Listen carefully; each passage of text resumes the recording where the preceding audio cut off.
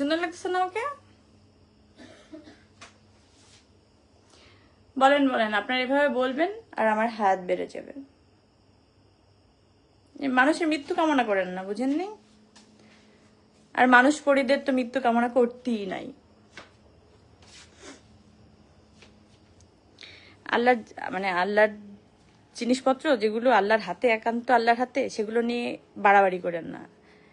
এগুলা ঠিক না, এগুলো পছন্দ করেন আল্লাহ। আচ্ছা যাই হোক, অনেক হচ্ছে বাবা, আমি বেঁচে আছি, বুঝছেন, প্রমাণিত। আর আমি জীবনেও সুইসাইড করবো না, আমার সুইসাইডের মতো জীবনে ঘটনা ঘটবেও না। দেখো থাপড়ায় থাপড়ায় মারা ফেলতে পারি, যারা এসব নিউজ করে যে মরে গেছে পরিমণি। মানে মরবো তো অবশ্যই, মরি, স্বাভাবিকভাবে মরি, বাট এইসব ধরনের কথাবার্তা যে বলবে ওরা আমি ধরেন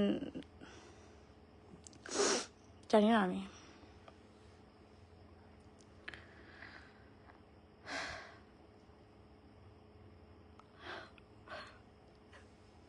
মানুষ আমার কি মজা দিবে বলেন? আমি নিজে নিয়ে এত মজা পাই।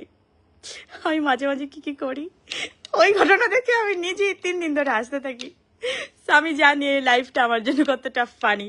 আমার যখন মন খারাপ হবে, খুব মন খারাপ হবে কোনো একদিন, হবে তো নিশ্চয়ই, যেহেতু মানুষ, সেরকম মাঝে মাঝে এই লাইভটা অন করে দেখবো, এটা রেকর্ড করে রাখবো আমি। আবার মাঝে মাঝে লাইভটা অন করবো আর দেখবো, আর নিজেকে নিজে দেখে হেসে হেসে কুটকুটি হয়ে যাব, খুশি হয়ে যাব।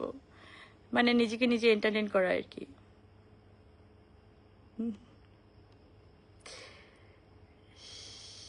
কি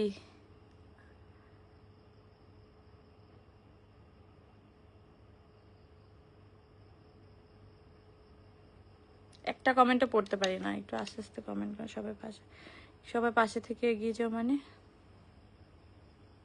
পরীরা সবসময় কিউট।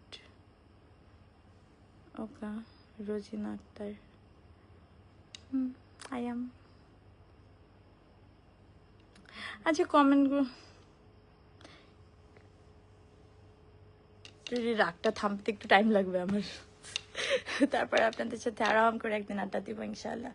আমি সারাদিন শুটিং করলাম। আমি সকালবেলা কিন্তু একটা পোস্ট করলাম যে আমাদের বডির শুটিং হচ্ছে কুরবানি ঈদকে নিয়ে, কুরবানি ঈদের প্রোডাক্ট নিয়ে। তো ওগুলো নিয়ে আমি লাইভে একটা স্টোরিও শেয়ার করতে পারিনি, লাইভে আসা তো দূরের কথা। দেখেন আজকে আমার এই সময় লাইভ আসার কথা কি, যে আমি একটা সাকসেসফুল শুট করলাম সবাইকে নিয়ে, পুরো টিম নিয়ে হাজির হওয়ার কথা। সেখানে আসতেছি কি, যে কি আমার একটা নিউজ হচ্ছে আমার মৃতদেহ, মরদেহ উদ্ধার হয়েছে, মানে ঝুলন্ত মরদেহ। তো সেটা আমাকে লাইভ এসে প্রমাণ দিতে হচ্ছে যে না, এই দেখো আমি বেঁচে আসছি। মানে এর থেকে মানে